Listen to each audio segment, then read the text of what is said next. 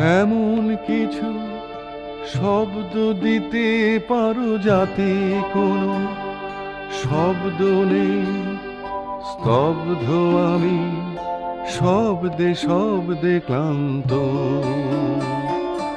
এমন কিছু শব্দ দিতে পারো যাতে কোনো শব্দ নেই, স্তব্ধ আমি শব্দে শব্দে ক্লান্ত।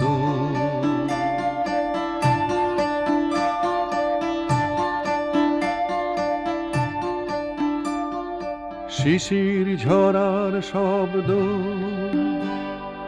পাখির পালক খসে পড়ার শব্দ,